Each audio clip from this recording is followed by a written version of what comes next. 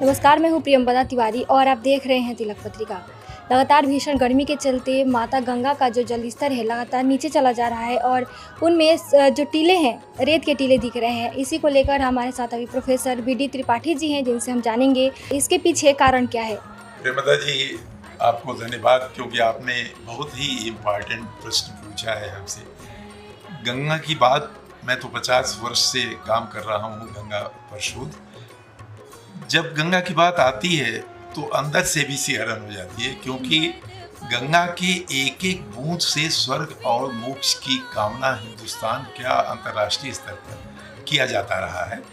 और अभी आपने देखा कि भीषण गर्मी के चलते गंगा में पानी लगातार कम हो रहा है। तो जो पानी कम हो रहा है, इसके 4 प्रमुख कारण हैं।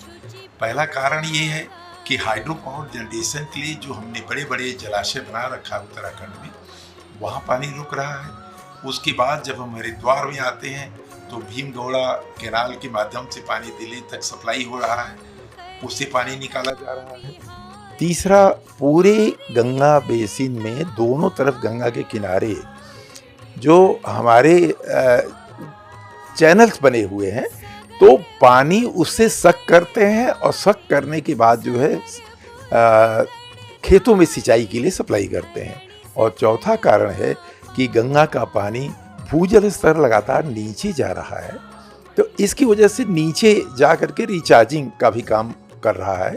तो गंगा के 4 कारण हैं जिनकी वजह से पानी लगातार कम होता जा रहा है। पहले जो चीज़ जून के महीने में अंत में टीले दिखते थे, अभी आप देख रहे होंगी कि ये अप्रैल से ही टीले दिखने शुरू हो गए थे। बहुत सी जगहों पर तो स्थिति ये हो गई कि गंगा को आप पैदल चल के पार कर सकते थे। ये गंगा पारिस्थितिकी के लिए, गंगा इकोसिस्टम के लिए अच्छा चीज़ नहीं है। क्योंकि यदि यही स्थिति रही तो आगे आने वाले दिनों में गंगा में शायद पानी कई जगहों पर नहीं मिलेगा आपको। कहा जाता है कि जो माँ गंगा हैं, उनको भागीरथी अपने पूर्वज को मोक्ष देने के लिए लाए थे। तो आज बहुत ही दयनीय स्थिति हो गई है गंगा की, तो उस पर आप क्या कहना चाहिए? देखिए, जब धार्मिक दृष्टि से देखते हैं तो राजा सगर अपने 60,000 पूर्वज जो जल गए थे, उनकी आत्मा की तृप्ति के लिए जो है उनको मोक्ष दिलाने के लिए गंगा को ले आए थे, जो गोमुख से चल करके गंगा सागर तक आई।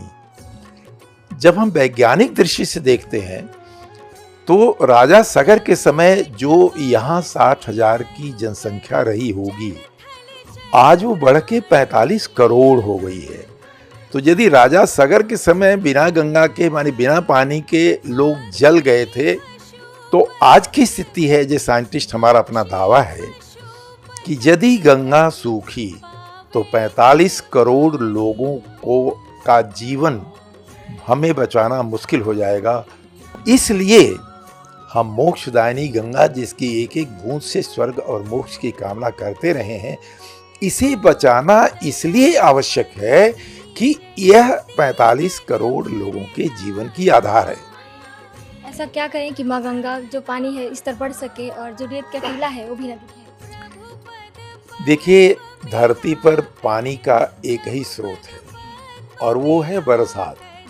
तो वर्षा जल संचयन और भूजल का पुनर्भरण एकमात्र तरीका है जिससे हम गंगा में जो पानी लगातार कम होता जा रहा है, उसकी हम रक्षा कर सकें या उससे हम बचाव कर सकें।